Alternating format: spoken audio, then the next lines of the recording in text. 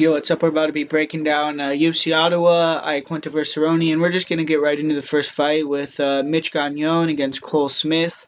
And kind of a weird fight. Mitch Gagnon, he's going to be returning after a myriad of injuries. He almost had a 2.5 year layoff, and he's going to be getting a fight in his home country. He's going to try to bounce back from back to back losses. And for Gagnon, he's a strong wrestler. He's very good in the first round. He's fast early. He has nice inside outside leg kicks, strong hooks, and really nice left hook and a very good straight right hand. Very light on his feet, and I would say he's quicker in and out than Cole Smith, especially early.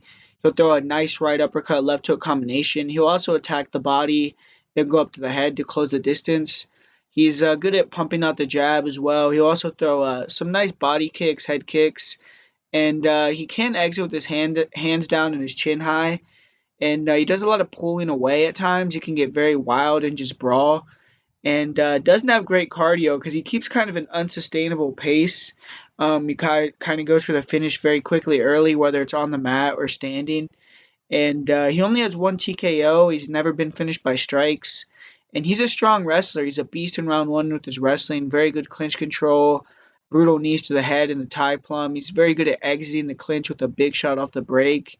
And he's good at getting an upper body clinch. He can push fighters to the cage, start to chain wrestle with doubles and singles, and very explosive with his takedown entries from distance as well.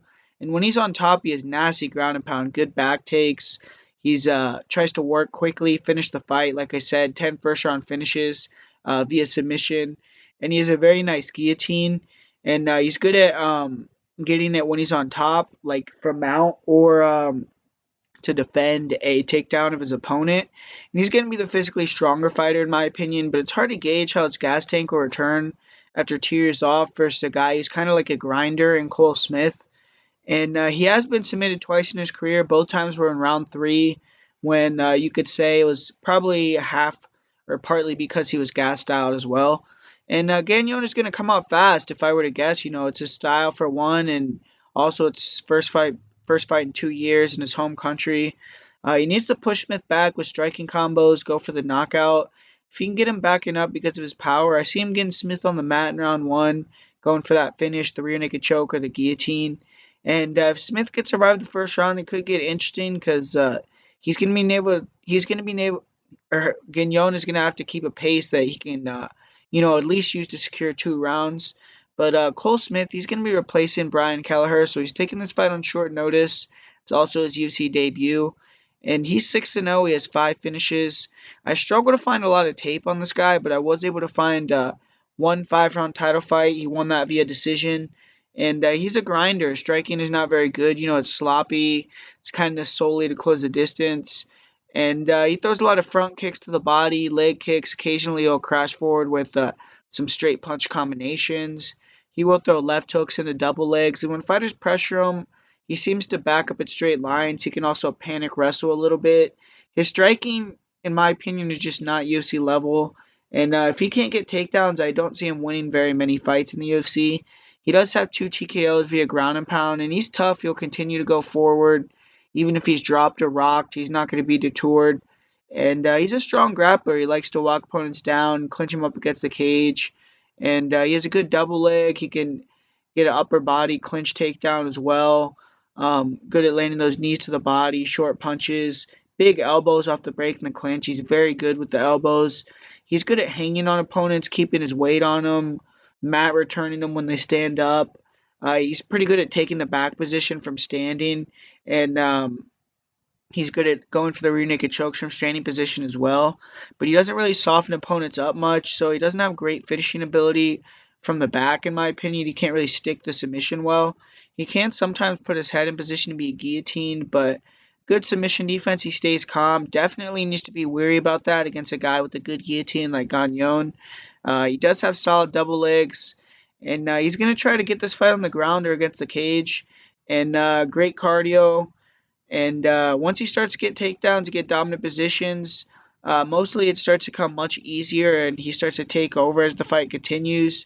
He's solid off his back as well. He'll attack with submissions such as arm bars, triangles, but mostly uses submissions to scramble back to his feet. I have seen him submitted in an amateur fight. He kind of went for an arm bar was slammed immediately, had his back taken, and was choked out in a wild scramble. But as a pro, he has 3 submissions. He's never been finished, and he hasn't faced anyone very good. This is the best fighter he's ever faced in Gagnon, and he's going to want to get in on Gagnon, make it a wrestling match, try to get Gagnon near the cage, clinch him up. If he gets the fight to the mat, he's going to be looking to get the back, get a submission or a TKO. And he's going to have to weather a storm, push Gagnon, and then take him out with this better cardio. But I think Mitch Gagnon's going to get a first round TKO or submission. I think he's good enough to good. He's a good enough wrestler to kind of force Smith to strike, and I see him landing big shots. I think he can get takedowns as well. I also could see him potentially getting a guillotine on a panic shot from Cole Smith.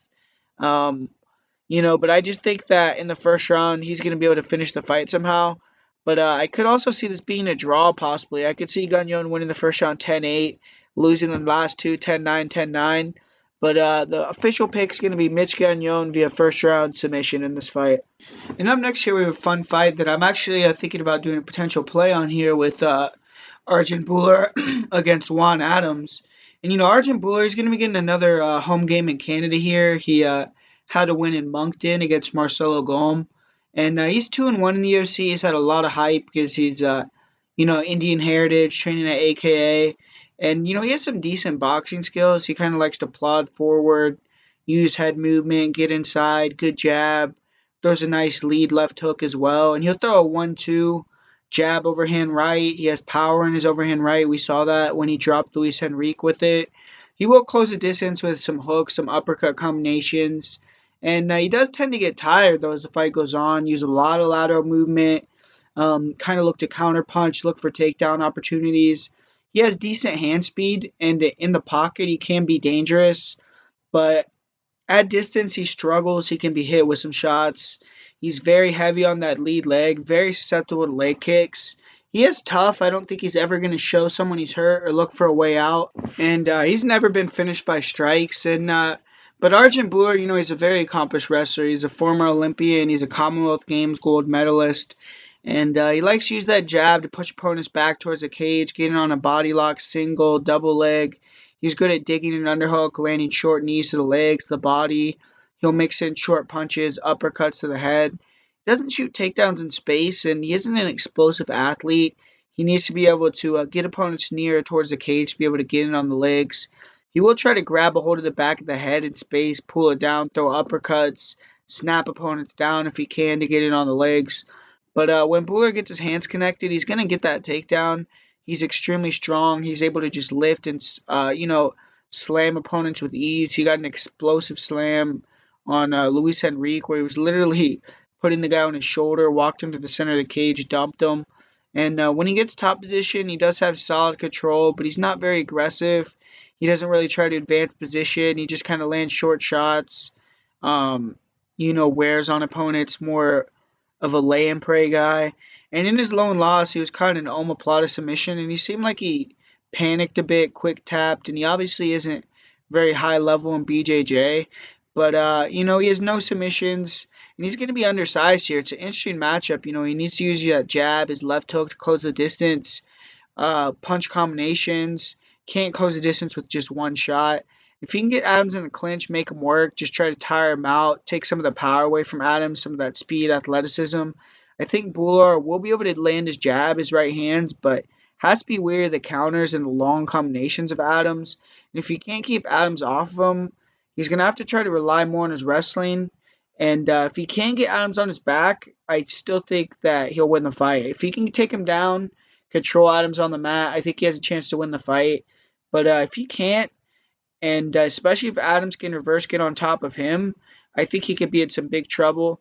But so I think the way for Arjun Bhullar to get the victory here is to make Adams work in the clinch, push him back, land his jab, his straight punches, try to be very crisp with his boxing, throw in combination, and eventually get it to the ground. But Juan Adams, he's looking to go 2-0 in the UFC, 6-0 overall, and he's as big as it gets for a heavyweight, man. He's 6'5", he's 266 pounds the last time he weighed in, and 4-0 as a pro, 4 finishes, 4 fights as an amateur, all finishes there as well. Went to the third round for the first time in his career in his UFC debut, got that finish over Chris De La Rocha, And Adams is very athletic for his size. He has good hand speed. He has a nice jab, inside outside leg kicks. He needs to be very aggressive with those kicks in this matchup. He'll throw a nice jab right hook combination. He has a long reach. He closes the distance with the straight punch combinations well. And he does have some not interesting. He has some porous defense. He has kind of no regard for his opponent's power. Doesn't move his head at all. And he was getting tagged clean with shots consistently, but De La Rocha just didn't have the power to hurt him. And he did kind of gas out in the second round. He allowed De La Rocha to walk him down, land some big shots, but De La Rocha was exhausted as well and couldn't really capitalize.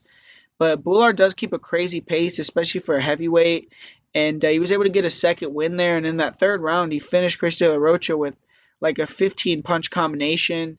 And I just think he's extremely athletic, and if he can get on top of Juan Adams, this fight could get in trouble. He's a very strong grappler, manhandles opponents. He'll throw big knees to the body in the clinch, and he was able to easily take down Chris De La Rocha with a body lock, landed some nasty ground and pound.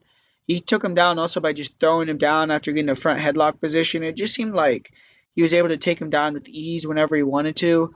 He's very good at posturing up from half guard, landing big shots, hammer fist elbows, and very agile, athletic for his size. He can scramble very well, fast entries into his shots. And he isn't a submission threat. He never has had a submission in his career, but he did go for a rear naked choke in his last match. He has good takedown defense. It was kind of laughable how easily he defended the takedowns of De La Rocha and some other guys I've seen him fight. He was able to reverse him easily, and the one time he did get taken down, he got up immediately.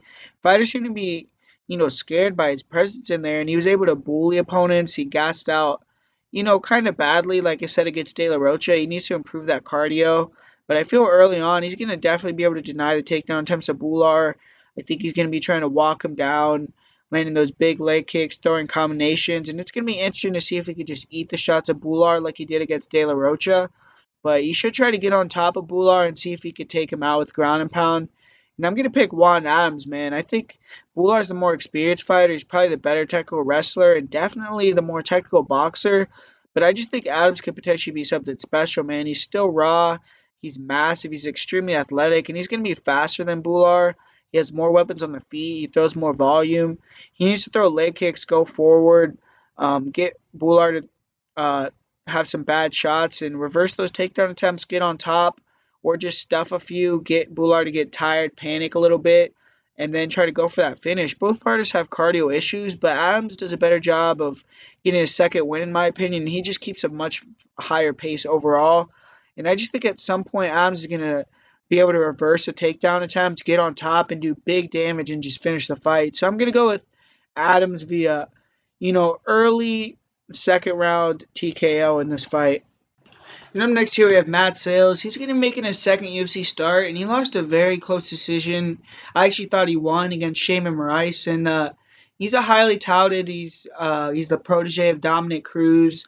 He's a very good striker. He's light on his feet, good in and out movement, very nice jab, heavy low kicks, nasty overhand right, very accurate with that shot. He's good at skipping into range with his jab, with his clean straight right hand, then sliding out of the way of counters. He kind of has a hands down style, uses a lot of lateral movement, head movement defensively, very good at slipping shots, especially the jab. He'll slip the jab counter with the right straight or the left hook. He uses a lot of fakes, a lot of feints, especially with his kicks. He'll fake the front kick to the body, throw an overhand, or throw the front kick to the body, then throw a spinning back fist. Or he has big elbows as well, spinning back elbows. And it's pretty interesting with this technique.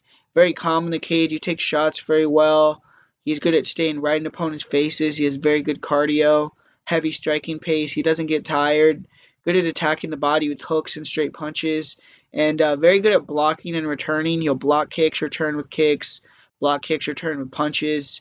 And he's very good at that. Very good at blocking and returning, kind of like a Muay Thai style. He kind of systematically breaks down his opponent as the fight goes on. And I have seen him dropped and recover very quickly. He has 6 knockouts and 7 wins. And he's a good grappler. He's good offensively and defensively, but doesn't like to hang around on the ground or on top or on bottom very much. He gives his back to stand up, does a good job bellying down to get up, and he's good at catching kicks, putting opponents against the cage. He has nice elbows, knees. He'll shoot doubles against the cage. And against George Hickman, he was reversed when going for a rear naked choke, and he was dominated a bit on top. He was, landed he landed some ground and pound on Sayles. He got his back taken, but he was calm in there. Even when he went for the rear naked choke, Sayles was able to stay calm and get out of it. And I think Sayles, he's probably the better wrestler, but Nelson is more dangerous, especially in top position. Sayles has no submissions. He's never been submitted. And his two losses are via decision that easily could have gone his way. So he could easily be undefeated right now. But in my opinion, Sayles is going to want to get inside. Early on, I think he's going to try to back Nelson up, control him against the cage. Nelson is dangerous early. He's probably going to be even more powerful at 145. He's making the drop down here. And if Sayles can take some pop off his shots early, I think he has a good chance to break him down. I think in the later two rounds, Sayles is going to be able to get inside, start to land body head combinations, leg kicks. Just look to use his jab, his straight right hand, his front kicks to the body. And he has a big cardio edge. I feel he's definitely going to win the third round if it gets there. I think the later rounds he'll be able to start, working Nelson, beating him down a little bit, putting it to him. But Kyle Nelson, he had a very tough debut. He had to take on Carlos Diego Ferreira on short notice, and he fared well, but he was ultimately finished. But Nelson, he looks to be fairly well rounded. He has a solid jab, good straight right hand. He will throw nice 1-2s. He has a good counter left hook, very nice step in knees to the body. He has nice leg kicks, front kicks, round kicks to the body. He'll throw a nice left hook right uppercut combination. He comes out very fast. He's dangerous in round one. Good power. He forces a lot of opponents to shoot bad takedowns due to pressure. He was putting it on Diego for a bit. He hurt him to the body, and it seemed like he had an adrenaline dump. He gassed out, but he does seem to slow down in round three in a lot of his fights. He does have 3 knockouts, all in round one. 6 of his 8 finishes are in round one, and he was TKO'd for the first time in his last fight. But Nelson is a solid grappler. He doesn't go for takedowns very often or the clinch, but he will shoot reactive doubles. He has good takedown defense. He's good at reversing and getting on top. And that's how he gets top position. He'll force opponents to shoot bad takedowns with pressure, reverse, get top position. He kind of does let fighters get in on his legs against the cage. I feel higher level wrestlers will be able to take him down, but he has heavy elbows once he gets in top position, good control. He can cut opponents open with big elbows. He will progress the mount. He likes to take the back hit, rear naked chokes. And the fighters he has beaten on the mat, though, are not very high level. He was finished with ground and pound against Diego Ferreira. He was taken down fairly easily. And Nelson has 4 submissions. He's never been submitted. I see Nelson trying to use a lot of long range attacks, lateral movement. He needs to throw a lot of front kicks, step in knees, jabs, straight punches. And I think he's going to be the bigger fighter. He's going to be a big 145er. In round one, I do see him having a speed and power advantage. And I think if he can't get a finish in round one, he's going to try to grapple in the later rounds. But I think his best chance to win the fight is definitely get that first round finish. But I think Matt Sayles is actually going to be the one to get the win here. I see him being able to back Nelson to the cage early, go for the takedown, kind of make him work in the clinch. I think he'll be able to earn some cage control time, even maybe get a takedown or two. And I think he has better defense, boxing, and if he can get inside, he's going to outstrike Nelson. I feel he's going to be able to start to wear out Nelson with that pressure, that volume. And I think he's going to get a late second round or early third round TKO. And I'm going to go with Matt Sayles in this one and get the victory.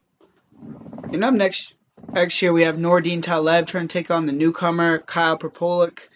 And Nordine Taleb, he's looking to bounce back. He has back-to-back losses right now. He has been finished in those fights. He needs a win for sure to guarantee a spot in the company. He was supposed to fight CR Baharzadeh, but now he's taking on Kyle Propolic, who's making his UFC debut. And Kyle Propolic is from Windsor, Ontario, Canada. So, he is in his hometown, but, obviously, I think, Montreal, Quebec, I think that's also right there. So both these guys are going to be getting some love from the crowd. But Taleb is the more technical striker.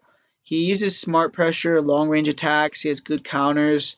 He has a nice jab. He's pretty good at moving in and out. He has a good jab, left hook, nice 1-2s, very good leg kicks. And he will counter as he moves backwards with a very nice left hook. But he's very good at keeping heavy pressure on opponents, controlling the center.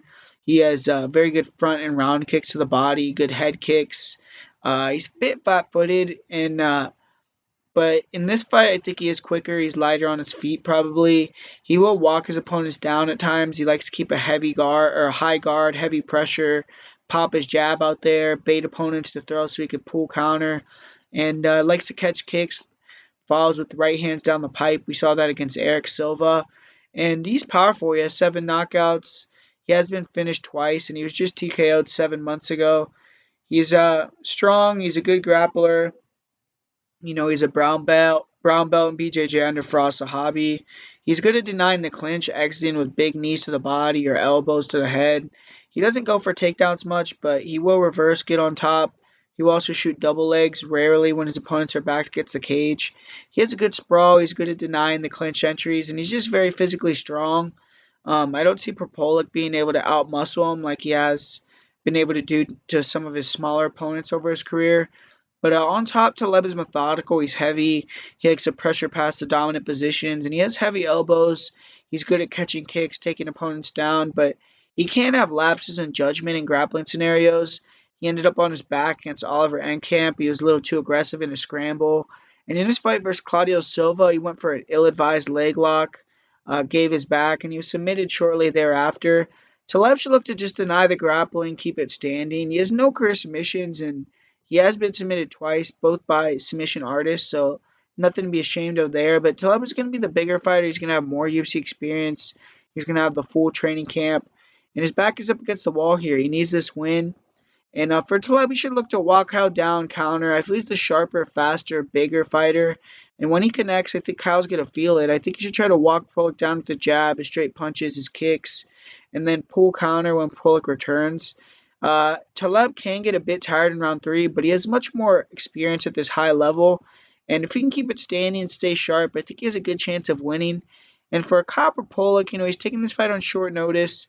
He's coming off a victory over former UFC veteran Cody Pfister, but this is going to be his first fight ever at 170 pounds. He has fought, at catch weights recently, like 165, 160, but never at 170. Not really sure why. But doesn't look very big to me on film. He fought Alex Ricci, who fought Paul Felder in the UFC at 155. He looked smaller than Alex Ricci. And Taleb is a big 170, so I think the size discrepancy is going to be massive probably. But Propolic is aggressive on the feet. He has a solid jab, good inside-outside leg kicks. He likes to walk opponents down. He has a heavy left hook. He'll attack the body with body kicks. He has nice straight right hand, big power on it, big uppercuts. He's diligent with his body attack. He'll throw big hooks, straight punches to the body. He has solid head kicks, and he will throw extended combinations when he backs opponents against the cage. Hooks, uppercuts. He'll attack the body very extensively against the cage. He is a bit crazy when he's attacking over there. He'll leave his chin in the air. He's wide open to be countered. Tends to stand right in front of opponents when he throws offense, and he doesn't move his head much. He will attack with spinning back fists. He does have a spinning back fist knockout on his record. He has solid lateral movement, but he can be backed up towards the cage. And overall, as a striker, I would say he does have, an opportunity to do some damage at 155. I like his body attack, and he has 7 knockouts, mostly due to those body shots. But, at 170, I'm not sure if he's going to have that same pop in his shots. He has a strong chin. He has never been finished by strikes. He definitely is willing to eat shots to give his own. Propolic will try to mix it up for sure as well. He goes for takedowns. And he is predominantly a striker, but he'll shoot double legs when he backs opponents up. And he likes to get the back or the mount, finish the fight. He really works fast on top. He was dominated with wrestling early in his career in a fight I saw versus Alex Ricci, but looks to improve his takedown defense. He has very strong hips. He's able to throw opponents around a bit. He'll attack with heavy elbows, hammer fists, and when opponents are in on his legs, he definitely does a good job reversing takedown attempts, getting on top himself, and he will attack with the guillotine to defend takedowns. Does a good job using that guillotine to snap opponents down, take top position, and when he does get taken down, he will try to stand up by giving his back, and he has had his back taken multiple times from what I've seen. But he was able to dominate a relentless wrestler and win the wrestling in his last match against Cody Pfister. He has been submitted twice early in his career, once against Kevin Lee. But Propolic, he has 2 submissions, and I see Propolic going for broke here. I see him going forward, trying to land that left hook, his body shots, and just take it to Taleb. He's going to be at a reach disadvantage. He needs to get inside, work his boxing to have the most success. If he can back Taleb up, he definitely should try to mix it up and take Taleb down as well. But I just think Taleb's going to be more technical than this guy. I think he's going to have the height and reach advantage. I see him picking at Kyle from the outside, landing straight rights, left hooks, and just hitting Kyle as he tries to close the distance. I think he could get a finish, but Kyle's never been finished with strikes, so I'm just going to say Taleb takes a clear-cut decision victory here, and going to go with Nordine Taleb via decision here. And up next here, we have a pretty fun fight, in my opinion, with Vince Morales. He's coming off a tough loss to Yadong Song in his UFC debut, but he's a good striker. He's light on his feet. He has a wide, hands-down style and fast, crisp hands, nasty punching combinations. He's very accurate. He has a sick jab. He'll double, triple up on the jab. He'll power the jab out to land the straight right hand. And very clean and powerful when he lands that straight right hand. He has a nice short left hook, and in the pocket, he'll unload with very nice, clean punching combinations. He likes to land that long, leaping right hand, and if you're backing up, he's very good at landing it.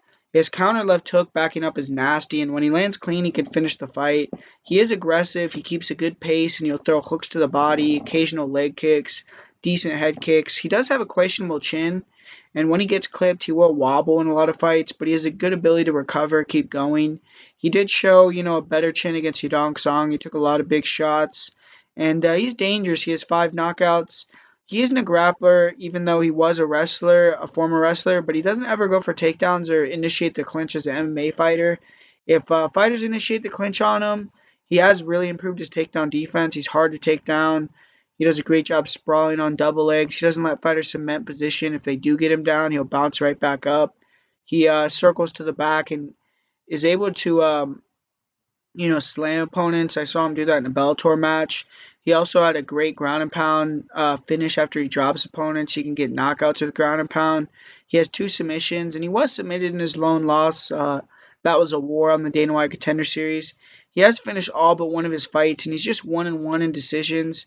He kind of has a questionable gas tank, and he seems to slow down considerably midway through round 2. Morales is going to be the longer, faster, more athletic fighter. Needs to use his lateral movement, walks Zahabi into his boxing combos. He does have big power, and I see him being able to cut off Zahabi, make it hard for him to find his range if he's sharp in this fight. He needs to be ready to sprawl, deny the clinch, and if Morales, comes in sharp with a better gas tank, he does have a good chance to win this fight. For Ayman Zahabi, he's returning after a long layoff. He hasn't fought in a year and a half, but it was probably good he took that time off. He was knocked out brutally in his last match where, he was out for several minutes. It was the first loss of his career, and it may be a career changer, but Zahabi is obviously going to be the hometown favorite. He has a little extra here due to his famous brother Faraz, and I'm a fan of Zahabi's movement. He has a long stance. He's light on his feet, very good in and out. He's constantly feigning his lead hand, and he's good at using head and body movement, to kind of make it hard to hit him. He has very good eyes. He could see shots coming, slip and return with combos. He can be caught leaning back at times, but he's constantly switching stances. He's giving opponents different looks, and he has a nice jab, good one too. He'll throw a double jab, right uppercut. He has a decent counter left hook. He will throw a nice straight right hand left hook combo, and when he can pull counter, he can slip and rip with nice combinations. He'll mix it in head kicks, and he has solid front kicks to the body. Good forward pressure. He can pick up the pace when he sees opponents slowing down. He has good cardio. He isn't the most athletic fighter. He takes shots to get inside, and his defense was better against Ramos, but he was ultimately knocked out cold. And Zahabi does have solid power. He rocked both of his UFC opponents, and he has 4 knockouts and 8 wins. He looks to be a very good jiu-jitsu player. He's good at using his punches to get inside, dig double underhooks, solid control against the cage. He'll attack with big elbows, knees. He will try to go for body lock takedowns, but overall his wrestling offensively and defensively looks to be a weak point for him. If he's taken down, he's very good at creating scrambles. He has an excellent butterfly guard. He's good at sweeping with that butterfly guard to top position. He had some awesome scrambles with a pretty elite BJJ black belt and Ricardo Ramos. And I see him trying to get takedowns in this match, and he usually does come in ready to execute a good game plan. Zahabi should try to use smart pressure, back Morales up against the cage, clinch him up early, And if he can get a takedown, I see him having a big jiu-jitsu advantage. He needs to use more long-range attacks in this fight, throw front kicks to the body, long straight punches, jabs, and use those shots to back Morales up, get inside. I think as the fight goes on, it favors Zahabi, and he has better cardio. But I think Vince Morales is going to get the win here. He has a full camp. It's not short notice and across the globe like his UFC debut was. And he's the better, faster boxer. I see him being able to make Zahabi gun shy with his speed, his counter combos. I think he's going to be able to win at least 2 rounds, maybe even get a knockout. And if he's improved his cardio and just stays off his back, I see him getting the win here. So I'm going with Vince Morales to get the win. And I'm going to say he does it via decision. And up next here we have a fight that, I don't have a ton of interest in just because I think the line is insane. Macy Chiasson's like minus 600. But, Sarah Moras, she's a grappler, but, she's aggressive on the feet. She likes close distance with hooks. She has a big head kick. And she'll try to throw a check left hook, decent leg kick. She has power, and she can rock fighters on the feet. She's very tough. She could walk through shots. She's never been finished in her career, and she showed a lot of heart. She was dropped multiple times by Lucy Pudilova and was able to power through. She does have very good cardio usually. She usually has a good third round if she gets there. But, she's a solid grappler. She has good double legs. She kind of lacks the drives on her shots. She doesn't able to get shots, isn't able to get takedowns very effectively sometimes. She will attack with singles, and when she gets on top, she likes to work from the guard mainly, just land short ground and pound, control the round. She can get bulled over, and end up on her back off takedown attempts, but she's comfortable there, and kind of think that she kind of likes when that happens. She has a very good guard, very good arm bar, and, she was able to break Ashley Evans Smith's arm, and that arm bar is dangerous, man, but, you know, um, other than that, on the ground, I don't think she's great on top, and I don't think that if you pass her guard, she has much for you. So, I don't know. I mean, I don't think that she's extremely dangerous on the ground, but she does have that one arm bar that's very nice. And if I were Macy, I wouldn't even mess around on the ground with her. But Macy, she's a big 135er. Both these girls are big 135ers. But, she had a great performance in her first fight at 135 against Gina Mazzani. I feel like, it was interesting. Mazzani had some moments early on, very early on, because Macy does have some kind of sloppy defense with her striking, but she's long, man, and she has good hand speed, nice 1-2s, good jab, good right hand, and hard body kicks, nice head kicks. And, but she's athletic, she's powerful, and, she'll throw lead elbows. She'll throw front kicks to the body. She's a bit of a plotter. She doesn't move her head. And, she's definitely more comfortable fighting in the clinch or on the ground with, and I feel like that could get her in trouble if she could potentially get armbarred in this fight. But she has to know that that's kind of what she wants to do. And I would just stick to being in the clinch instead of on the ground. She has nasty knees to the head and the Muay Thai plum to the body, big power. She finished Leah Letson on the show with knees. She has nice elbows to the head, and her height and her reach just give her a very good control in that position. She will duck under, go for double legs, and she likes to get the back at rear naked chokes on top. And she's good at, sprawling, attacking with front chokes. She will get butterfly hooks, transition if she's on the ground, try to take top position. But if she's been put on her back here, I don't think she's going to be in a ton of danger either. I think she's just going to be able to get back to her feet eventually. And I just think that Macy is going to be able to get in that clinch and brutalize Sarah, man. I think she's going to be the more athletic at range as well, land some range shots. And, I think she's going to be able to get Sarah Moras out of there in the second or third round. So I'm going to go with Macy Chiasson via second or third round TKO in that fight. And up next here we have Marc-Andre Barriault. He's going to be making his UFC debut. And he has some fanfare. He's a two-division middleweight and light heavyweight champion in the Canadian promotion TKO. And he has back-to-back knockouts. Getting a pretty formidable opponent in his debut, so the UFC probably sees something in him. And Barriault just be a more tactical striker. He slows down the pace in fights. He has a good jab, both to the head and the body, a nice left hook. He'll throw a left hook, straight right hand. He'll also throw a left hook, right uppercut combination. Good hand speed. He does a good job going over and around his guard or his opponent's guard with combinations. Decent footwork, but he can be flat-footed at times. He's heavy on his lead leg, and he can allow opponents to back him up. And he tends to shell up at times when opponents get aggressive on him, but he does have big power and he has big knockouts. Where he kind of just really takes his guy out pretty brutally, and it kind of makes his opponents weary. I think to, you know, tee off on him, unload on him, so that's why he's able to kind of get away with that shelling up. But he has 8 knockouts overall. He's never been finished himself, and I would say he's an average grappler. He is strong in the clinch. He has nasty knees to the body. He'll throw heavy uppercuts, hooks to the body. He does have, a decent double leg. He likes to just control top position, win the rounds. He's heavy in half guard. He'll kind of slow cook opponents with short punches with elbows. He'll try to trap an arm, let shots go. He has decent back takes. And in his last match, he did take the mount. He showed strong control, and he finished with some pretty brutal punches and elbows. But his takedown defense is questionable. He can be flat-footed, and fighters are able to close the distance, push him against the cage kind of easily. He can be out-muscled in the clinch, and I have seen him get tossed head over heels more than once. And he does attack with the Kimura to counter the attempt or create a scramble. And he's improved his takedown defense. He's able to get right back up. He has solid get ups. But fighters who have explosive double legs are able to get takedowns. And when he gets put flat on his back, I do think he could potentially be exploited. I see Andrew Sanchez trying to take him down at some point, so he has to be ready to stop takedowns. Barriault has no submissions, and he does have experience fighting 5 rounds. His cardio isn't amazing, but it's not bad. And he's going to want to stuff the takedowns, control the center. He can't allow Sanchez to back him up, and he has to stand his ground, use his takedown defense, his boxing, and just outstrike Sanchez. I think as the fight goes on, he's going to have the advantage in the cardio, so if he could wear him out early, he could potentially finish late.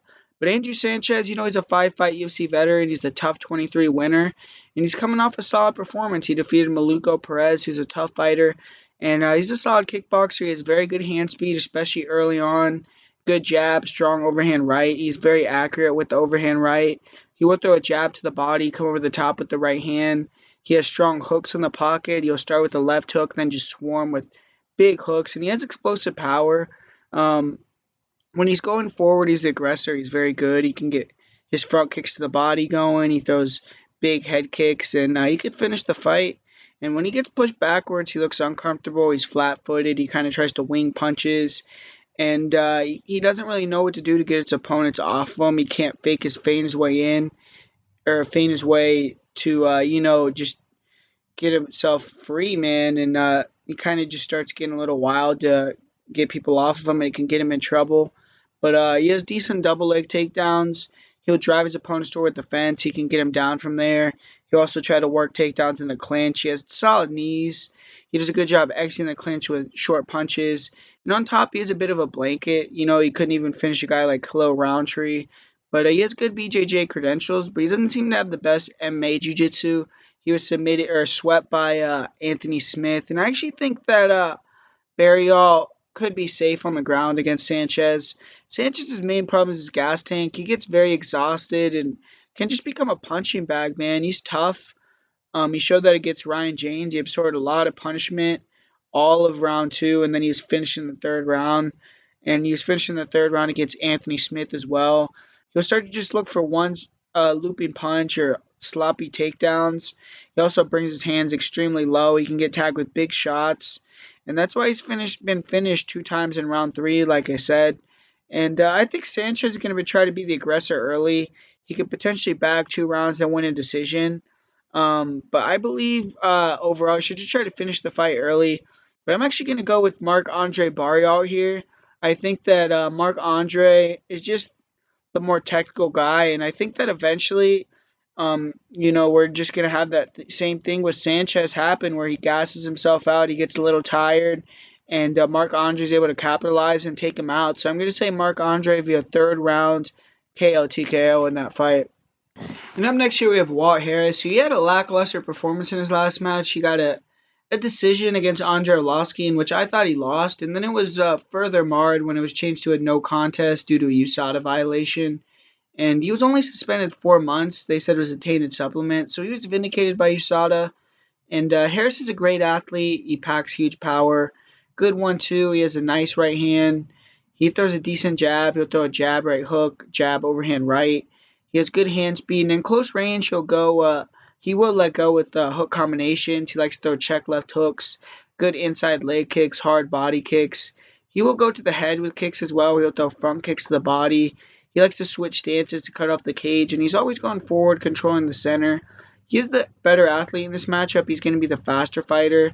He can sometimes not bring his hands back up after he throws punches in the pocket. And he can get hit with clean counter punches. But when Harris lands, he's a finisher. He'll close the show. All 11 of his finishes are by way of KO TKO, and he has been TKO twice. Harris has been rounding out his game. He's improved his grappling. He landed a nice single leg takedown against Mark Godbeer. He moved right into mount. He was able to take Arlovsky down with the single, but he couldn't hold him down. Arlovsky was able to get right back up. He has good knees to the head in the clinch. He attacks with a front choke at Shamil Abdurakhimov. He does have good ground and pound, especially when he can hurt opponent and drop him. He'll land huge elbows, punches, and he's relentless with the barrage until the fight's finished. He has improved his takedown defense. He hasn't been taken down by, anyone except for Fabricio Verdum on 24 hours notice in his last 7 fights. But you know, I feel like he hasn't even had to defend many takedowns in those fights. He's fought a bunch of guys that are strikers, so it's hard to say that he really has improved that in his game, but he has shown the ability to stand up. He's good at bellying down and standing up, but it gives opponents like Verdum the opportunity to take his back. And I think Spivak is the type of guy that could exploit that as well, potentially. So he has to be careful. And Harris tends to slow down when he's forced to grapple. He needs to have his cardio on point in this matchup. And really, like I said, no one's forcing him to grapple. I think that'll be a smart game plan for Spivak. But Harris is going to want to start fast, get that first round knockout like always. Needs to come out fast, use that superior athleticism, force Sergey to brawl, try to take him out. Needs to control the center, not allow Sergey to back him up, force him into grappling scenarios. But for Sergey Spivak, he's making his UFC debut. He's an undefeated prospect. He's taking this fight on short notice. He's replacing Alexei Olenek. But he's already fought some well-known names in the sport. He's fought Tony Lopez, Travis Fulton. He's never been out of round 1. He's 9-0 with 9 finishes. This is also going to be Sergey's first fight out of Ukraine, Moldova, or Russia. So he hasn't had a ton of experience or career experiences yet, but this is going to be a first for him. Spivak looks tall. He's long on the feet. He'll stick a jab out there. He's a nice one, too. He has a nice jab right hook, and he has fast hand speed. He likes to throw shots, get inside mostly. He'll throw a nice head kick. He's very good when he backs punch against the cage. Does a good job measuring opponents, staying at his range. He has nasty standing elbows. Great cardio. He can throw a huge amount of volume out there without getting tired, especially for a heavyweight. He has 4 knockouts, and he doesn't get hit much. He does stand heavy on his lead leg. He can be leg kicked. He also didn't deal with pressure very well in one fight I saw early on in 2015. But I am impressed with his volume for a heavyweight. But I would say he isn't the greatest athlete, and his striking has kind of closed the distance. And he's a strong grappler. He's nasty in the clinch. He'll close the distance with punches, throw an elbow, land brutal knees to the body, to the head. Very good in top position. He has nice body locks. And when he gets on top, he'll rain down big shots from the guard. He has a long reach. He's good at, standing up in opponents' guards and throwing down ground and pound. He's very good at ducking under when his opponents throw shots from standing position as well to get those clinch takedowns. And, in his last match, he battered an opponent against the cage, then took him down with a head and arm throw directly into a neck rake, submitted him. He has a nice clinch. He'll throw a ton of volume with punches, hammer fist. He will attack with the arm bars from the mount. He's fast and scrambles. Nice Kimura. And I'm pretty impressed with him, man. If he can get in clinch or top position against Harris, Harris could be in trouble. Spivak's going to want to close the distance, get Harris against the cage, beat him up, get him on the mat. And if he can get on top of Harris, I think he has a chance to finish with ground and pound or submission. I also feel he have the better cardio and volume, and he hasn't fought anyone with the range or the athleticism of Harris, so if he can't get inside and control Harris against the clinch, or control Harris in the clinch, he could be in trouble. I'm going to go with the newcomer here, though. I think as long as Spivak doesn't get taken out early, could force Harris to grapple, I think he could slow him down. I think Spivak has great cardio, and if he can force him to grapple a bit, he'll start to do damage to the clinch. I see him landing big knees, elbows over the top on Harris, and I think he's going to be able to get on top in round 2, get the finish. And I'm going to go with Sergey Spivak via second round submission via rear naked choke in this fight. And up next here we have a great fight with Merab Dvalishvili. He looks to be a very good prospect. He's only 1-2 in the UFC, but he could very arguably be 3-0. He had a fight versus Frankie Saenz where I thought he clearly won and got a robbery loss there. And he had a controversial finish loss against Ricky Simon, who is one of the best prospects in that division. And Merab is a grinder. He's nonstop. He has tremendous cardio. He fights at a breakneck pace. And he's a beast, man. The pressure and pace he brings to his fights is just unbelievable. He has a good jab, nice one too. He'll throw a jab uppercut, and his uppercut is hard to see coming due to his constant wrestling threat. He was able to drop Ricky Simon with the uppercut. He has a nice left hook in close range. He'll throw hooks in combination. And he has nice kicks. He'll throw nice leg kicks, front kicks to the body. He'll go up top as well with kicks. He throws a lot of spinning attacks, spinning back fists, spinning heel kicks. He does have a spinning back fist knockout on his record. He has good Superman punches. He's very fast in and out. And I think his opponents are surprised at his speed and pace he can keep. He isn't the most technical fighter on the feet, and he is available to be hit, but he's usually controlling the center, throwing first. And he can throw some unset up leg kicks. He can return his hands slow in the pocket to his head at times. And sometimes he can just hold his hands low at range. He needs to be careful not to get hit clean with the left hook from Katona. And when he's going forwards, he's usually winning. When he's going backwards, he's not. So it definitely needs to go forward here, put the pressure on. And Merab has 2 knockouts. He's never been finished. He's a great wrestler, and he's very strong in the clinch. He has great double legs, strong singles. He'll drive through, get takedowns with force, and he has strong body locks. He'll get a lock around the waist, circle to the back, suplex opponents, continue to mat return them. He catches kicks, gets takedowns that way as well, and he can continue to take you down over and over without slowing down. He's excellent, like I said, at staying connected when opponents stand up, mat returning them. He'll try to jump on the back from that position as well. He can get a bit overzealous and sometimes get chucked off the back, but he's gotten 10 plus takedowns in all 3 of his UFC fights. He had 22 takedowns against Frankie Saenz, 12 against Ricky Simon, both who are college wrestlers. That's just ridiculous. He hasn't shown the ability to hold fighters down. Obviously, if you're getting 22 takedowns, you're not holding a guy down. But he's proven that he continuously get those takedowns even if he can't submit position. And in his last match against Terrion Ware, he was able to keep top position, beat him up with big elbows from full guard, from half guard. And in my opinion, in his fight against Ricky Simon, he knocked himself out on the takedown. He was rolled into a guillotine. Never tapped, but they gave to Simon the technical submission victory. That's his only submission loss. His takedown defense is very good. He denies takedowns pretty easily. When he was taken down by Simon, he was able to stand back up quickly. And Merab has 1 submission victory. He's more of a grinder. He wins fights via decision. This is going to be a great fight. Both guys have tremendous gas tanks. Merab is going to have to stay connected to him. I think on the feet he will have some success, but he needs to wrestle. He's going to want to get the double. He's going to want to stay connected when Katona tries to stand up, Merab return him, just dog him out. I think Merab throws more volume. I think he's going to be forward pressure more. I think he's going to have a good look for the judges if it goes to decision by doing that. He needs to avoid giving Katona big moments like getting knockdowns with that left hook or landing big shots to close his distance or getting him in a submission. And he needs to get inside to guarantee himself a victory. But Brad Katona, he's undefeated. He's getting another step up in competition here. He was able to win TUF 27 at 145 pounds, then drop back down to his natural weight class of 135. He was able to defeat Matthew Lopez via decision. This is definitely a step up in competition for Katona. Katona is a well-rounded fighter. He's light on his feet. He's good at moving in and out. Nice inside-outside leg kicks. He throws them early and often. He likes to walk opponents into his punches. He has good lateral movement. He has a nice left hook, good straight right hand, and his left hook is powerful. He dropped Jay Cusianello with it twice, and he has a nice overhand right. He'll throw a nice left hook, right uppercut, left hook combination. He'll also throw a left hook, right hook combination.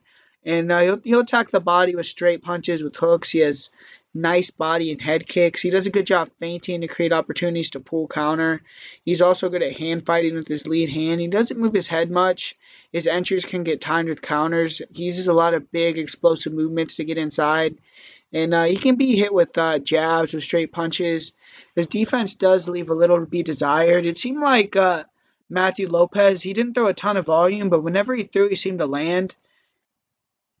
And, he is very composed. Even when he eats big shots, he has a great chin. And Katona, though, he isn't a huge knockout threat himself. He only has one in his career. He is a good grappler. He's a black belt in jiu-jitsu. He's a good wrestler as well. But I don't think he has the same level wrestling that Merab does. He has good timing on his double legs, good drive. He uses single leg to drive opponents to the cage. He also lift and slam opponents with high crotch singles. He's excellent at reshooting if he can't get the initial takedown, and just has very fast entries overall. He has good top control, good floating ability on top. He can move to dominant positions and very good at taking the back. He was able to get a rear naked choke submission against Bryce Mitchell, who we saw is a pretty good fighter. He also attacked with a tight guillotine in that match. And he was taken down himself with the well-timed double and single leg in that fight. He will attack off his back with the arm bars, triangles. He has good get-ups. And he was able to stand up quickly multiple times against Matthew Lopez when he took him down. He was able to gas Lopez out due to this, with that constantly being able to get right back up. Lopez is a fighter, though, who's known to have cardio issues, while Merab is known as the opposite. And Katona does listen to his corner very well. That's something that I saw. Whenever his corner tells him something, he does it very well. Katona was able to lock in a rear naked choke with less than 10 seconds left. Looked like he choked Lopez out, but it went to decision. Merab probably wishes he had that ref when he fought Ricky Simone. But he has excellent cardio. He's able to get stronger as the fight goes on. He has 3 submissions in his career. And against Merab, I see him wanting to stick and move, use his lateral movement, walk Merab into his left hook, his straight and overhand right. Should look to throw a lot of leg kicks, then try to go to the head later on, as well as going to the body with the kicks. He needs to set those kicks up well, though, because Merab will try to catch them. If he can keep this fight standing over 3 rounds, he most likely is going to win. He's a cleaner striker. He has better footwork, more composure. And if he is taken down, he should look to stand right back up. Shouldn't go for submissions unless they're readily available. And Merab is too good to, risk the chance of allowing him to get to a more dominant position. If he can continuously just get right back up after Merab takes him down, he could potentially gas him out. And if he sees an opening and put Merab on his back late in the round to seal it, he should take that as well. But Katona, um, I see him being largely winning, if he does win, being it due to striking. But if he can get back to his feet when taken down, wear out Merab, I think that's his best way to win. Just lateral footwork, movement, walking into strikes, staying right back up when he's taken down, denying most of the attempts. But I think Merab will win the fight. Merab's going to be the faster, busier fighter. I see him being able to strike a little, duck under into the legs. I think once he takes him down, he has to make Katona work to get completely free. He always has to stay in his face. He can't let Katona get his confidence in a rhythm with his footwork.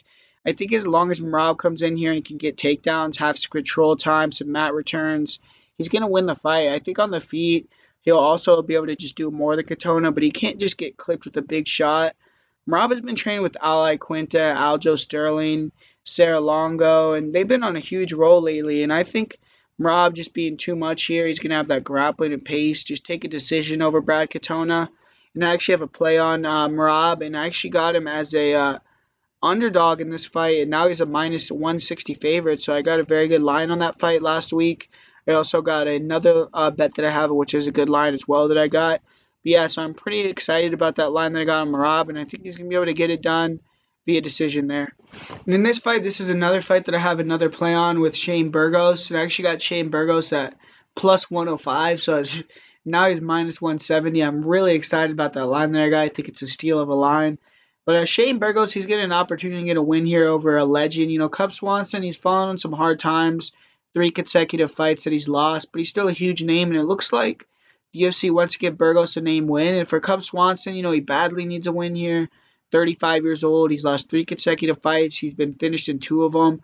And he's been fighting top 5 opponents, so this is a step down. But in this fight, I see Swanson wanting to use lateral movement, stance switching, fight at range. He has a nice check left hook that he uses to switch stances with. He circles off the cage with it. He'll mix high kicks in a combination, try to land a lot of overhands, lefts and rights, some wild looping hooks. In his last couple fights, he seemed to struggle to pull the trigger, though. He threw a lot of range-finding leg kicks, but he didn't let it go enough. He struggles with pressure, and when opponents can counter with attacks, he becomes gun-shy.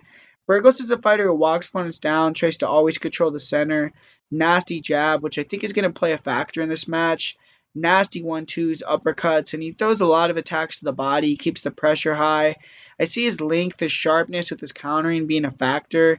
He needs to be careful about walking in with his hands, though, because Cup throws a lot of looping overhands, a lot of looping hooks, and head kicks as well. And Burgos is willing to get hit to walk his opponents down to give his own. And he needs to be careful about that. But Swanson did have a lot of knockouts early in his career, but he hasn't had a knockout since 2013. And I just think Burgos is the bigger, more hungrier, younger guy. He's going to walk Cub down and just break his will. I think when Burgos gets Cub against the cage, he's going to unload to the body, then go for the kill to the head. I think Burgos is going to be able to get a late second or early third round TKO. And I think Cub needs a first round finish to win this fight, in my opinion. I just think that as the fight goes on, Burgos is going to be just breaking his will, man. I mean, I think he's going to be getting him against the cage, landing these long combinations, and I think ultimately he's going to hurt Cub to the body, go up to the head, drop him. Cub's going to crumble, and just kind of just let Shane Burgos pound him out and get the victory there. And I just think Shane Burgos just has enough to get it done here, and I'm really excited about my bet and my play, and I think it's going to hit. So I'm going with Shane Burgos via second round TKO in this fight. And up next year, we have kind of a funny fight, in my opinion, Derek Brunson against Elias Theodorou. And man, I mean, this is a weird fight for me because I feel like Derek Brunson should get the win here. But man, I mean, it's hard to trust a guy like Derek Brunson. His last fight, man, he didn't show up. It's like he got mentally defeated before the fight. That's happened to him more than once. And it's going to be interesting if he could bounce back from that the same because him and Israel were talking a lot of shit. They were going back and forth. Brunson was very confident that he was going to win that fight. And I think that not confident, I think he was very unconfident that he was going to win that fight. I'm sorry. But he was acting confident that he was going to win the fight. He was talking a lot of shit. And he got embarrassed, man. I mean, he got beat up. He got knocked out in the first round. And, that's the second time in three fights that he's been knocked out in the first round. You have to question his mindset, where he is in his head. Like, if he's thinking that he's still an elite fighter, or maybe he's getting old now. I mean, he is 35. It's actually been back-to-back fights that he's been knocked out in the first round. I'm sorry. So, yeah, back-to-back fights where he's first-round knockout. But, I mean, he's had a lot of first-round knockouts for guys as well. And, that's his thing, man. That's his thing. The last time he lost two fights in a row, he came back, he got two knockouts. So, has shown that he can bounce back and do that. But, man, I mean, everyone knows what Brunson wants to do. He wants to get in there in that first round, go for broke, super athletic, and get that knockout, man. And, you know, Elias Theodorou comes in there with that movement where he's moving around laterally, throwing a lot of kicks, a lot of things to break your rhythm, front kicks to the body, oblique kicks, some ugly jabs, just making it ugly and winning the fight, grinding you against the cage, get some control time, maybe which I don't see him really doing that in this fight. I see him trying to use more of that lateral movement, uh, straight punches, his front kicks to the body, his oblique kicks, and just kind of staying alive, like his fight against Eric Anders and winning the fight that way. And for Brunson, obviously he's going to want to go in there in the first round, try to take off Elias Theodorou's head, and that's going to be the story of the fight. But I just think that Eric Anders was able to almost finish Elias Theodorou. We saw how Khalil Roundtree just Eric Anders wasn't able to get anywhere near close to getting inside on Khalil Roundtree. He was beat up badly. And, I just think that if you let Eric Anders get inside on you, land those shots, Derek Brunson has more power than Eric Anders. He's going to put the show out on you. He's going to finish the fight. And, yeah, so I'm going to say, kind of begrudgingly that Derek Brunson gets a first round knockout. And I think if this fight gets out of the first round, though, it could get interesting as well because, it's like, who knows with his cardio if it's going to be able to hold up. And, who knows what's going to happen, because if he doesn't come in there with the right mindset, Elias Theodorou is very tough. Like, if, let's say, Derek Brunson goes in there, he goes all out for that first round knockout, he can't get it. Elias survives, and then Elias could potentially take those second and third rounds.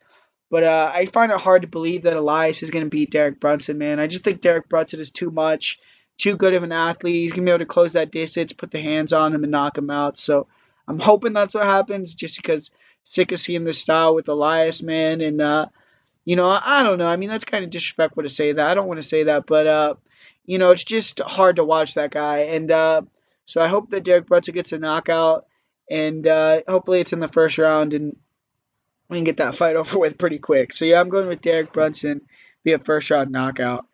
And up next here we have the main event, which should be a pretty badass fight, man, with Ally Quinta and Donald Cerrone. And the game plan to beat Donald Cerrone is out there by now. Ally Quinta kind of has the style to do it. He has a excellent job going forward, cutting off the cage. He did that very well in his last fight. Good job of feigning his way in. He's smart on the exits, and his hands have gotten much tighter, more crisp. And he gets inside very well. He throw a 1-1-2, skips into his jab very nicely. His right hooks, his overhand rights are nasty. He has huge power. Throws bricks, man. I mean, he has big power in his hooks in the pocket, and his uppercut straight rights are nasty. He needs to cut the cage off, intelligent pressure, land those boxing combos, attack the body, and he's very good at faking that single leg coming back up with offense. We saw that against Kevin Lee, where he faked the single leg, went and landed that spinning back elbow. And he's been in there with the best of the best wrestlers in his last two matches: Khabib, Kevin Lee, and mainly, largely he's been able to.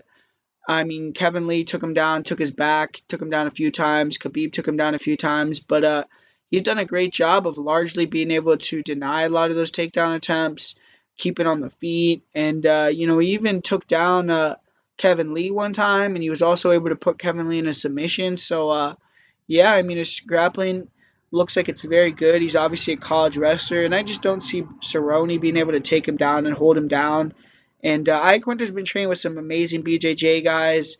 His jiu-jitsu has improved a lot, man. He was submitted a couple of times, like by Mitch Clark, but he just needs to use his wrestling in reverse, stay on his feet in this fight, though. I mean, I don't think you should try to wrestle with him. Iaquinta has had several first-round knockouts, and everyone knows that Cerrone's a notorious slow starter. Iaquinta can also go 5 rounds hard, though, and he has incredible cardio. In his last fight versus Kevin Lee, he was pushing the pace like it was round one in the fifth round. He really broke Kevin Lee. It was a really cool moment when he was screaming that same owl in his face. And I need to get Cerrone towards the cage, go to the body, come over the top with hooks. Very nice short hooks. He has very good short range power. He can't allow Cerrone his space. He can't allow him his range, just find his rhythm. And, he just has to make it a close range boxing fight. I would say try to take him out in that first round when Cerrone usually comes out slow. Even in his last fight against Alexander Hernandez, he took some shots early on. And I feel like Iaquinta is much more composed, feints his way in better than Hernandez. And, if he can get inside like Hernandez did, land some big shots, he could potentially put Cerrone away. But Cerrone, he's going to want to keep Iaquinta on the outside, do the opposite. He's going to try to use that laser of a right hand. He has a nasty straight right hand, right hook. In his last fight, he was throwing a nasty right knee to the body, following that with a left hook, right straight, or just a straight right lead after the knee. And that knee, man, was just completely nullifying the forward pressure of Hernandez. It changed the game. And, you could just tell that Cerrone was getting reads in there. He's a wily veteran. And he has to throw those knees to keep Iaquinta from just walking him down. Once Cowboy gets an opponent hesitant, he finds his range. He's deadly, man. He'll throw video game-like combinations. He has the most head kick knockouts in UFC history. And if Cerrone finds his range, gets you on the end of his shots, he can beat anyone in the world. And for this fight, he needs to control the center. He can't allow Iaquinta to back him up. And he has to, land those knees, get his combinations going, back Iaquinta up, and look to grapple, man. Look to get this guy on the mat because he has been submitted by lower level fighters. And, if he can get a submission, that'll be the easiest path to victory. And, but, I just think that for this fight, Iaquinta is going to be able to back him up. And when he does, I see him being more composed, systematically wearing on Cerrone. I see him attacking the body, going to the head, throwing leg kicks. I don't see Cerrone being able to buy time by clinching up or taking Iaquinta down. I just see Iaquinta being able to deny that, keep it standing. I think if he can keep the pressure high, get Cerrone backing up from the start, if he can deny a takedown, get right back up after getting taken down, keep that pressure. He could get a first round knockout. I also think if the fight goes 5 rounds, Iaquinta is good at sticking to a game plan. He builds as the fight goes on, and he has gotten submitted a couple times, like I said, but I would say just not to risk the grappling at all. Keep it on the feet. He's a younger guy. He's getting a huge opportunity here, and I just love the way he's been talking, his mindset. I just, the gym he's been at. So I'm going to ride the momentum, the wave, pick Iaquinta to get a first round TKO or unanimous decision. But I'm going to say first round TKO. Iaquinta's never been finished. He's the more durable, hungrier guy. And he knows that he has to get inside, take Cerrone out. And I just think he's going to be willing to do that. And I think he's going to have a wonderful performance here. I just have that faith in Iaquinta to get it done. I feel like, he's turned the corner here and we're going to about to, see him get another big win here. That win over Kevin Lee was also huge as well. And yeah, so that's going to be the breakdown for this week. And for the parlay of the week this week, I'm going to give you guys Shane Burgos and Merab Dvalishvili. And my most confident pick is going to be Shane Burgos, even though I guess it could be Macy Chiasson, but that's, I'm not going to give you guys a minus 650 favorite as my most confident pick. So I'm going to say Shane Burgos is the most confident pick. And yeah, guys, make sure to comment, like, subscribe. Tell me who you think is going to win, who you're betting on. And, share the video, put it out on your Twitter, on your Instagram, Facebook, wherever you're on social media. And, show it to your followers if they like MMA as well. And hopefully I can get a new subscriber from them as well. But yeah, man, so hopefully we can get these bets right. We can get some wins. We can get a good week this week. And I'm pretty confident. I think I have some good plays. I am going to be bringing back the Friday breakdown video. I'm sorry, guys. I have been slacking a little bit on the intros, everything like that. I know, but, been doing a lot of work with school. I only have a couple weeks more left, and then it's going to be the end of the school year. So after that, I'm going to have a lot more time during the summer to do some cool shit. I'm going to maybe start to do some more of those interviews. Obviously, bring back the intros, have some, more content, hopefully, maybe some more live stream stuff like that. So be on the lookout for that coming soon. But yeah, guys, thanks for watching. Thanks for sticking around. And I'll see you guys next week for the pay per view. And hopefully, we can cash these bets this week.